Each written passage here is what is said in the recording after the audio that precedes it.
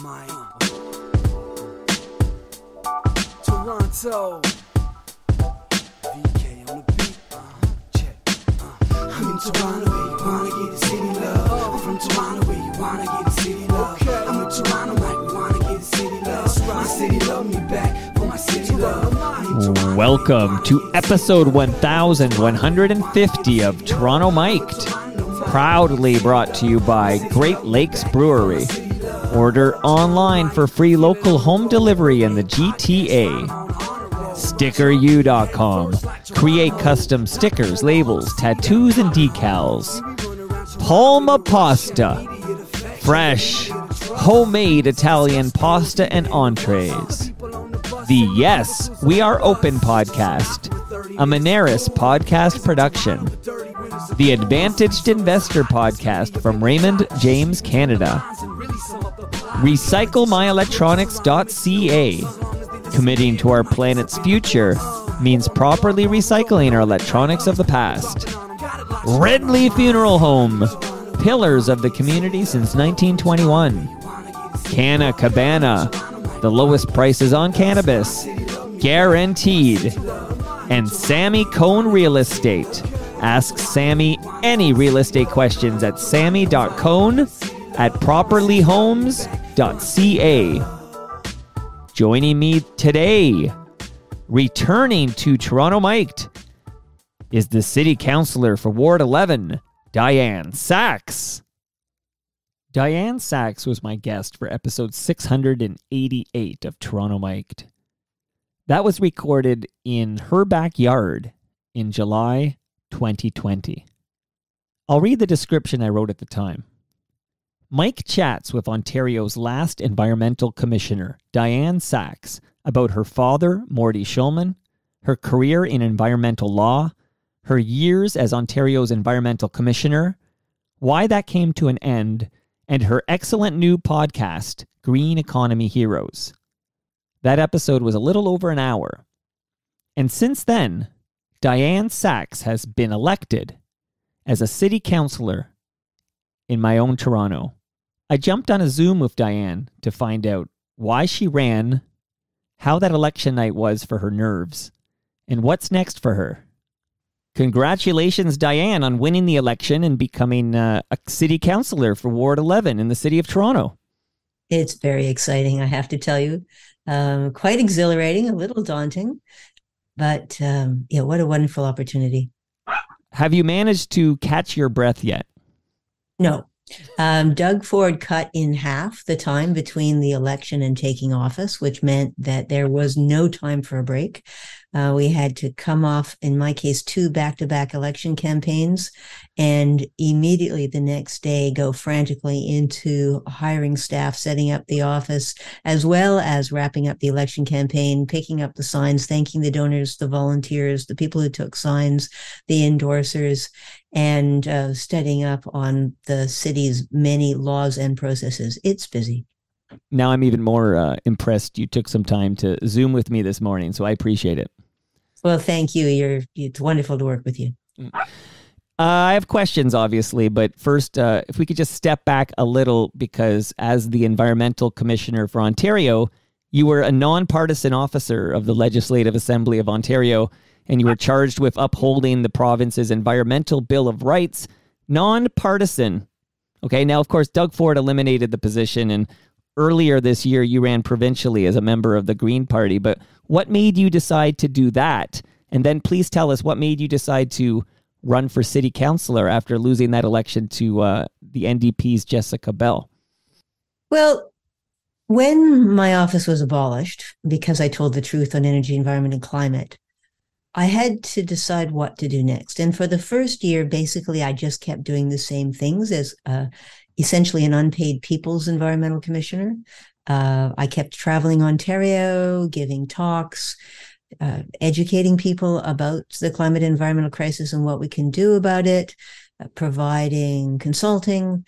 And I was going flat out doing all of those things, although, of course, less efficiently, because now I was taking the bus all over Ontario. Of course, in 2019, we still had buses that went across Ontario. But then March 2020 came. And so, like everybody else, I gave my last talk on the 11th of March, and I had a full slate of bookings and got home and they all got canceled. So I had to decide what to do next. And one of the things I did was I took a certification class. I took two certification classes, one on ESG for corporate boards, and the other for something called Climate Interactive, which is, as far as I can tell, the world's best simulator on how different kinds of interventions actually affect our climate and energy and environmental future. So I became a climate ambassador for the Climate Interactive program, which involved a 13-step training program with people from around the world. And one of the pieces that they taught us was, in essence, an algorithm for how to affect the world. And it starts with the lowest, simplest level that anyone can do is affecting your own personal action, your own personal footprint, the way you and I cycle around. Right. And that's a great place to start, a terrible place to stop.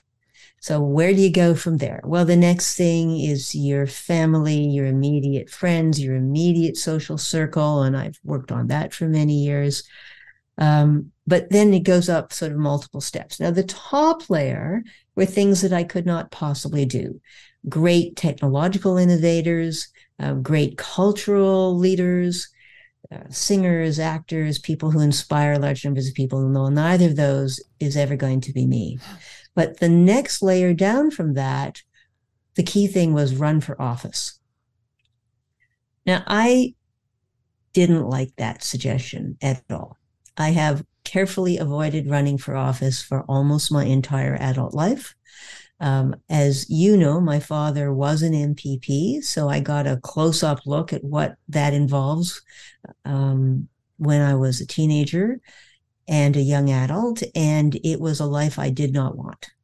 And it's even harder for women than it is for men. It's particularly hard for climate activists, and it's especially doubly, triply hard if you're also Jewish. So, and if you add to that being an introvert, it's just a terrible match. Right. But I looked at that, and I had to also think about an article that Adam Radwanski wrote, that the decision makers in Canada are not the people who care about climate by and large, because the people who care intensely about climate tend not to want to get their hands dirty in politics. And that's particularly true for women. Well,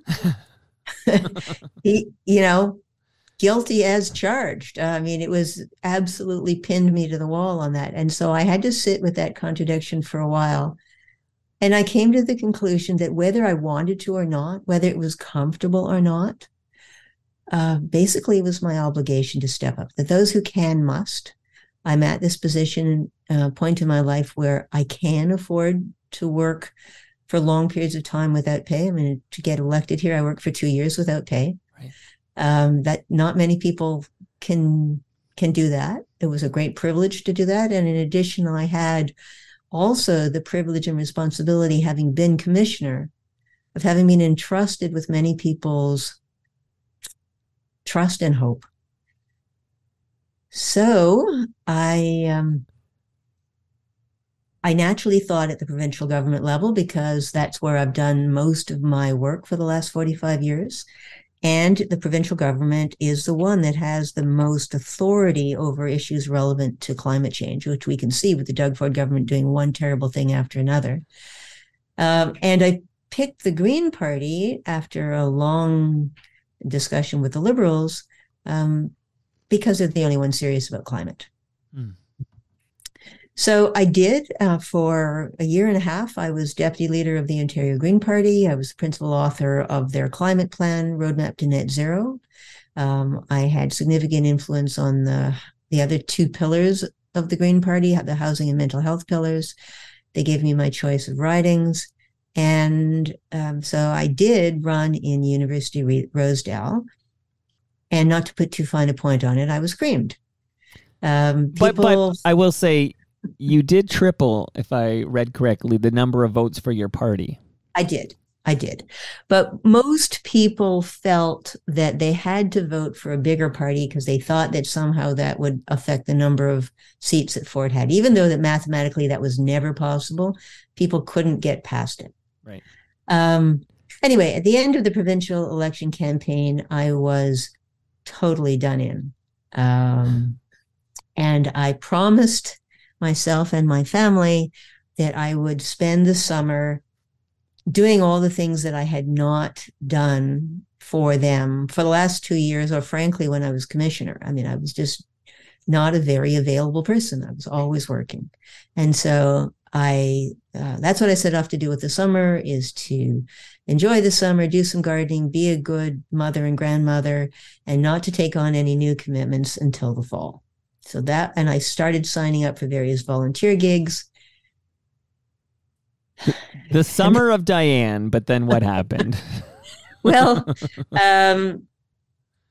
at the end of July, when I was still busy thanking donors and so on, Mike Layton, who was the sitting councillor for the same ward that I had run in, announced that he was not running for re-election. Now, his chosen successor, an NDP person from the neighboring riding, obviously knew about this well ahead, but I didn't. And he announced it just as the annual family invasion occurs. So my American daughter my daughter who lives in Boston, comes every summer with her children, and it's wonderful and utterly intense, and there is no spare capacity, and they were just about to arrive. Right. So I spent a little time thinking about whether I should run municipally, decided there was no way, and besides, I just didn't have time to think about it.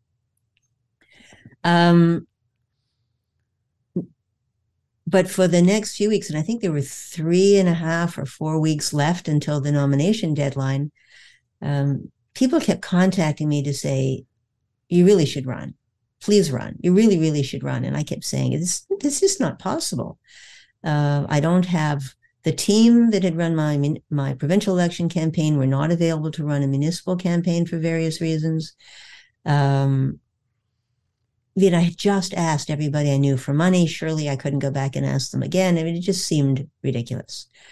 However, I got asked often enough that I finally started to think about it really seriously, and someone offered to find me a campaign manager and a team. And anyway, there was some back and forth. The morning of the deadline was August 19th. And at 7:30 that morning, someone finally agreed to be my campaign manager. And in the meantime, someone else had run around getting nomination signatures. And I talked to my kids again. And they said, if you want to do it, go for it. So I did. Wow. And 3 weeks, 2.5 weeks later, so the first thing that happened was I got a cracked rib and COVID. And the second thing that happened was that the campaign manager who had promised to take me through the campaign quit and had to go to Poland and do humanitarian emergency work, like right that minute.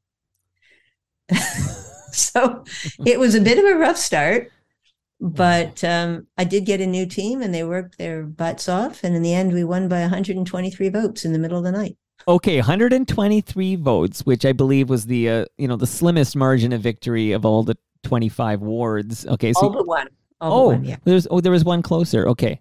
So, but really, I want you just to maybe in some detail just walk me through that night. I mean, you beat Norm de Pasquale by 100 plus points, and as these votes are being tabulated through the night and up until the point you were declared the winner to replace Mike Layton as city councillor for University Rosedale.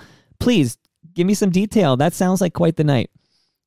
Well, it was extraordinary. I mean, the weeks leading up to the election are incredibly intense.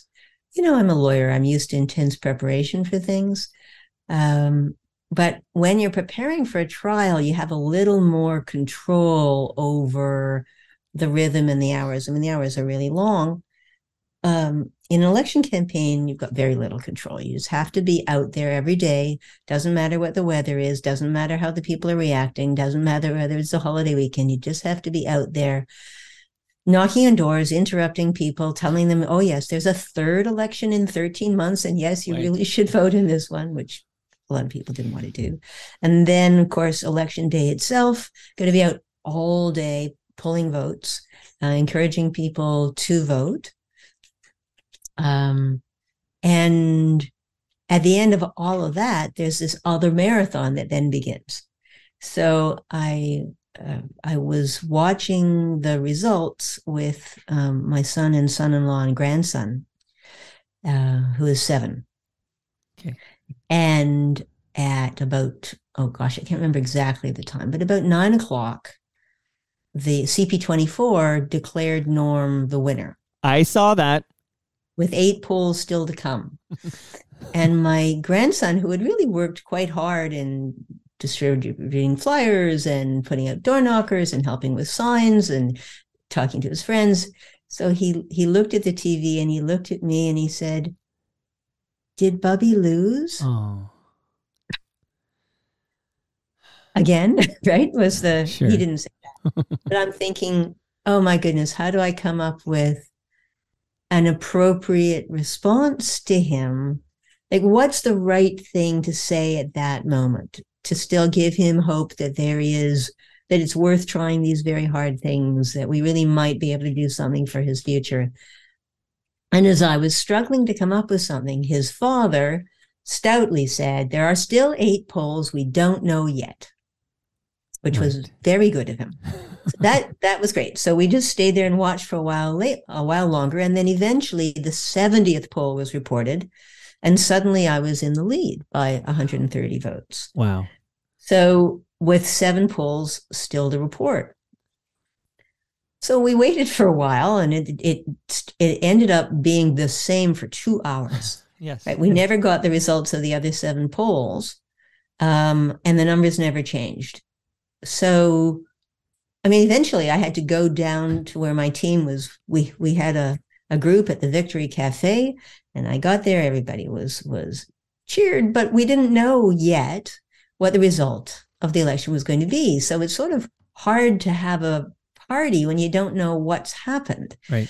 So we stayed and we stayed and we stayed and we stayed and we stayed and we kept watching. Nothing changed. So finally at 11 o'clock at night, I mean, I was beyond fried. I just needed to go home. And so I asked my crew, I have got 2 talks. Which one would you like me to give? And they said, well, give us the victory one. I said, great. So I gave the victory talk just in case, and went home. And as it turned out, the actual count wasn't finished until like the wee hours in the morning. Do we know why there was that? Because, of course, I was watching closely myself, reloading the city website, seeing the poll, and it was frozen, like you said, there for a couple of hours. It was frozen. Like, do we know why there was that delay? Well, we don't know. We have a theory. So the theory is most of the polls were recorded with voting machines. The voting machines provide their results almost immediately. There are 4 groups of votes that come in manually later. One is the nursing homes. So there's a series of nursing home seniors residences where most people don't vote. So you get hundreds of people in a building, and in some cases only one person voted. So those votes take a long time to count. Then there are the mail-in ballots, which are all counted by hand.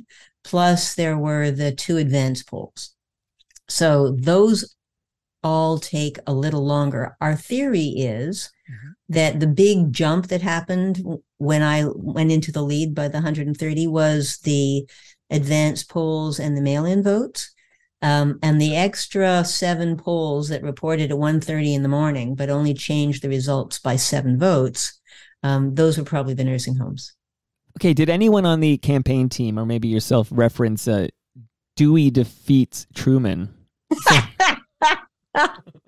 Well, I thought about that, although to be honest, the person who had that experience more closely, there was one Catholic school board trustee who, when he went to bed, was losing by 7 votes, and when he woke up in the morning, had won by 1 vote. Oh, okay. Because the other one I always think of, obviously, is that CNN famously reports that Al Gore has won Florida in 2000. Well, he should have, and did have. Anyway, he did actually win Florida, but never mind. That's a whole, the hanging chads. It's all coming back to me now. But, okay, now, are you awake? Are you conscious when it officially becomes your victory that night? No. But then, of course, we didn't know for sure it was over even the next morning, because the official count wasn't released until Thursday. And we didn't know whether or not Norm was going to seek a recount until we heard him on CBC Metro Morning saying, well, probably not worthwhile. He conceded, as Al Gore did. I wonder today whether anyone would be as quick to concede as Al Gore was back in 2000. Well, I mean, Al Gore did have the courtesy to phone and concede. Right. I've never heard from Norm. Interesting. Now, okay, so congratulations again. You win. That's official. What's next for you? Like, what are your priorities at City Hall? Well, I ran because of a climate crisis. Our provincial government is ignoring it. You've seen how extraordinarily warm the weather has been this fall. Last weekend, it was 23 degrees at 8 p.m. the first week of November in the dark. I mean, that's all very pleasant for us right now, but it's a sign of disastrously bad changes that are happening all around the world, and the floods and drought in Pakistan being only part of it. So no question, I'm there to accelerate climate action. The City of Toronto has some very good plans and policies, Transform TO, Vision Zero about eliminating deaths on the roads, and is doing very little about them. So and those things translate into action, which is really meaningful for people's lives, how we get around, as I say, the number of deaths on the road. And we also see tremendous decline in the state of cleanliness and repair of the city everywhere. One of the moments that crystallized this for me, although honestly, I do see it everywhere, was a fire hydrant in Rosedale. Now, Rosedale is one of the richest areas of the city, and a fire hydrant is one of the most basic municipal services. It is just not rocket science to keep a fire hydrant in repair. And what I saw in Rosedale was a crumbling fire hydrant with basically all the paint flaking off, the damn thing rusting. And if a rich city in a rich country in comparatively easy times, because what's ahead is going to be much harder, we can't keep the fire hydrants working, right, there's a lot more like the underground pipes that are in trouble. Now, it's interesting that your focus now is a fire hydrant in, University Rosedale, where in a previous life, your focus would be on Egypt and COP27. So I'm just curious, how dialed in are you to what's happening there as you focus on your backyard here? I mean, I'm paying attention for sure. They are all related. What's happening in Egypt is mostly not much. There's a lot of reasons for that, but the Egyptian presidency has set this COP up to be about forcing rich countries to give poor countries billions and trillions of dollars, and I don't see that happening. So I'm listening to what's happening at COP, but frankly, I mean, I haven't heard much of anything new yet. But I will tell you something. So on the larger question, I am very, very focused on climate, but I'm focused on climate now from a different point of view. When I was commissioner, what I was really focusing on was, first of all, the basic science, clarifying the basic science, going around to deputy ministers, senior management tables at all the ministries and the major government agencies to say, this is the science. This is what's coming. This is how it's going to affect us. This is how it's affecting us already. These are the kinds of things you can do, most of which they haven't done. So now what I'm focusing on is, okay, we know that we're in the emergency. We can see and feel the changes already. What can we do here in Toronto that reduces our carbon footprint, increases our ability to be resilient to the shocks that are coming, and makes our lives better? So it's a practical application of the theory that I've been learning and teaching for the last 7 years. But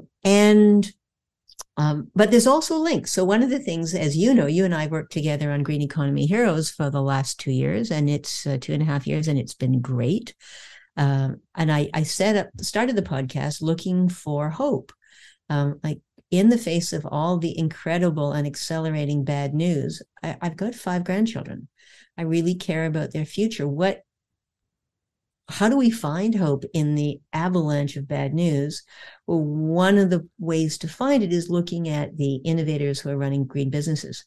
And so one of the fun things, and so far the only really new thing I've been hearing from COP, is what they call the dragonfly den. So the We Don't Have Time people have they're inviting people, businesses with climate solutions, to pitch there. And so what they call the dragonfly den. And it's fun listening to different ideas from around the world as to what people think is going to be a better climate solution. Some of them I've got real serious doubts about, but it's fascinating to hear what people are working on. Now, this begs the big question here, Dianne. What becomes of your excellent podcast, Green Economy Heroes? I checked the records. You've recorded 80 wonderful episodes, but now you're a city councillor in Toronto, and it's more than a full-time job. What's going to become of Green Economy Heroes? Well, at least for now, I've got to park it. My impression of the next 6 months, my first 6 months as city councillor, is it's going to be very much like the first term of law school. Drinking from a fire hose, or more like buckets of water being dumped on you constantly for every day. I think I'm going to be going flat out to do a good job as councillor. And I just don't have the spare capacity. As you know, the podcasts take a lot more time than it sounds like on the air. There's a lot of work to find the guests, to prepare the questions, to then record the sessions with you, and then you do the editing and the posting, and I also have to do some posting on the website. And anyway, I just don't have that time anymore. I also want to avoid any suspicion of conflict of interest. I mean, I have no financial interest in any of the guests that I've interviewed. They don't give me any kickbacks. I'm not invested in them. But there is at least a relationship and a selection process where I'm picking some companies to profile them. In many cases, they have competitors that I've not profiled. And so I think it's really important to be independent and nonpartisan, and seen to be nonpartisan. That's why I resigned my post as deputy leader of the Green Party. And I think that at least for now, I shouldn't be doing the podcast. Once these first 6 months are under my belt, I'd love to go back to it in some form, but it'll have to be something that works with my position as councillor. And I'll be talking again with the Integrity Commissioner as to how that can work. So listeners of Green Economy Heroes, rest assured the 80 episodes that are in the archive will remain available on demand. So we have those 80 episodes, and as we just learned, we're going to pause for at least 6 months, and then you'll noodle it, maybe on a canoe ride or something. You'll think about how you could bring it back. But we'll be pausing Green Economy Heroes. It's too bad, because I love it. I love talking to the entrepreneurs. I've enjoyed the prospect of prospecting for them, finding who's doing great things. And there are quite a number of people I've talked to who are just at the startup stage, and I promised to cover them once they went commercial. And so I'd love to do that. And another thing I really would like to do is to go back and do some follow-ups. Right. I'd like to know what happened to the people we talked to 2.5 years ago, and what progress have they made, and where do they see going forward? So these are all things I want to do, but I suspect that whenever I have time, those questions will still be valid, and there'll still be people doing great things and lots of good questions to ask them. So I'm not disappearing. I'm just doing something else for a while. Now, before we say goodbye this Monday morning, you've mentioned your family a few times during this conversation. I have a few questions about your family, but firstly, there's this great singer-songwriter named J.P. Saxe, and he had a massive hit with If the World Was Ending. Are you at all related to J.P. Saxe? He's my nephew. Yes, it's amazing having a rock star in the family. He's really something astonishing, and even my youngest grandchildren love the JP songs. I was distracted and in traffic. I didn't feel it when the earthquake happened, but it really got me thinking. Were you out drinking? Were you in the living room chilling, watching television? It's been a year now. Think I figured out how to let you go and let communication die out. I know, we know you weren't down for forever, and it's fine. I know, we know we weren't meant for each other, and it's fine. But if the world was ending, you'd come over, right? You'd come over and you'd stay the night. Would you love me for the hell of it? All our fears would be irrelevant. If the world was ending, you'd come over, right? The sky'd be falling and I'd hold you tight, and there wouldn't be a reason why we would even have to say goodbye. If the world was ending, you'd come over, right? Right? If the world was ending, you would come over, right? Right? I tried to imagine your reaction. It didn't scare me when the earthquake happened, but it really got me thinking. The night we went drinking. This very pretty song is J.P. Saxe with Julia Michaels. Amazing. Wow. I want to take a quick moment here to thank the partners of Toronto Mike that help fuel the Real Talk and make episodes like this possible. If you want delicious fresh craft beer brewed right here in southern Toronto, that's Great Lakes Brewery. If you want delicious authentic Italian food, there's 4 locations of Palma Pasta in Mississauga and Oakville. They're hosting TMLX 11 on December 3rd at noon. Everyone is invited. StickerU.com will be there. Upload your graphic to StickerU.com. Quality stickers, decals, temporary tattoos, etc. delivered right to your door. Speaking of great Toronto businesses, Ridley Funeral Home have been pillars of this community since 1921. Canna Cabana will not be undersold on cannabis or cannabis accessories. There's over 140 locations across this country. Go to cannacabana.com. A couple of great podcasts produced right here in Toronto are Yes, We Are Open, a Moneris podcast production. Subscribe at yesweareopenpodcast.com, and The Advantaged Investor from Raymond James Canada, an informative discussion-based podcast hosted by Chris Cooksey. And last but not least, any real estate question should be directed to Sammy Cohn. Cohn is Kohn, and you could reach Sammy right now at sammy.cohn@properlyhomes.ca. He's drumming up results over there just like he does with The Watchmen.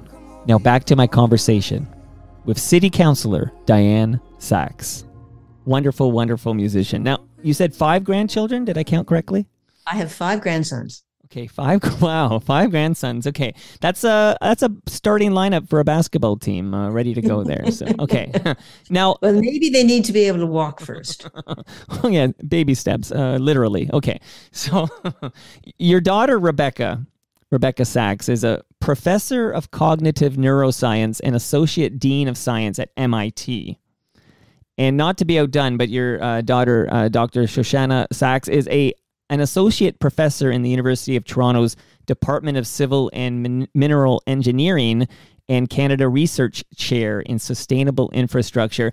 More than a mouthful, but you must be one proud mother. I absolutely am. And my son as well, who's doing great work at Scotiabank. So, I mean, it is an incredible blessing to have 3 healthy, successful children. And not only that, they like each other. They like each other's spouses and children. They like spending time together. It's an incredible blessing to have a family that enjoys each other so much. And are your 3 children proud of their mom? They are proud of me. I mean, there's some mixed feelings, of course, because for that very brief interval when I wasn't running for anything, I was in fact available for babysitting, Right. which they have busy lives and really could use.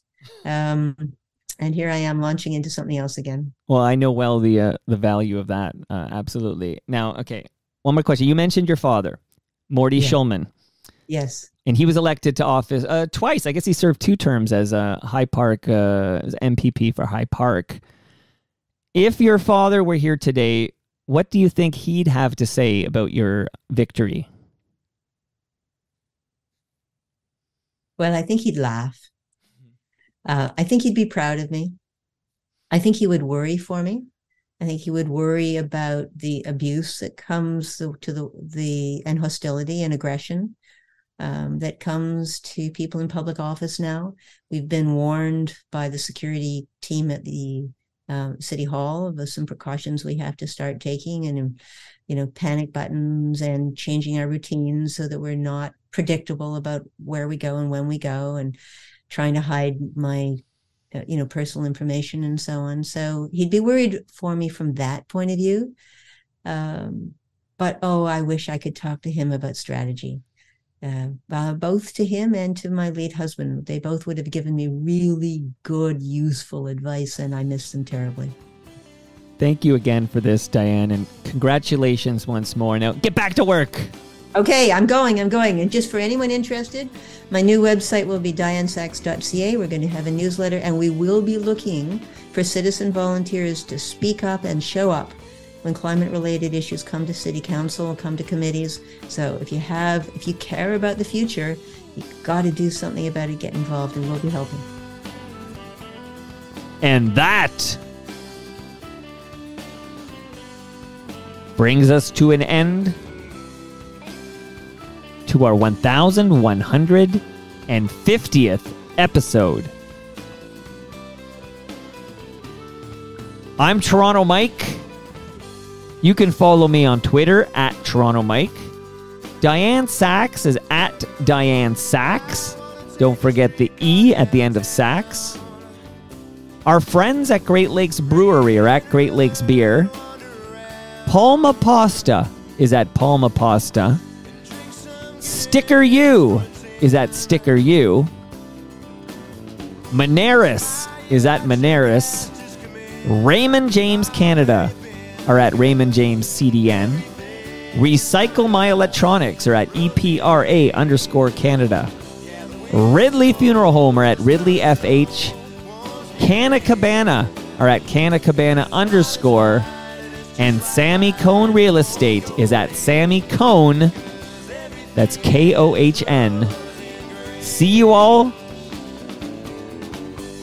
later today when my special guest is Lily Frost.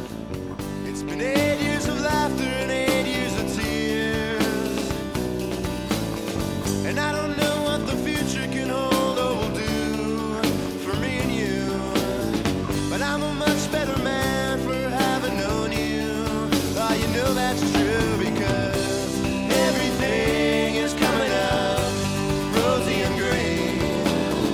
Yeah, the wind is cold, but the smell of snow warms me today. And your smile is fine, and it's just like mine, and it won't go away, 'cause everything is rosy and green. Well, I've been told that there's a sucker born every day, but I wonder who. Yeah, I wonder who. Maybe the one who doesn't realize there's 1,000 shades of gray. 'Cause I know that's true, yes I do. I know it's true, yeah. I know it's true. How about you? Oh, they're picking up trash and they're putting down roads, and they're brokering stocks, the class struggle explodes. And I'll play this guitar just the best that I can.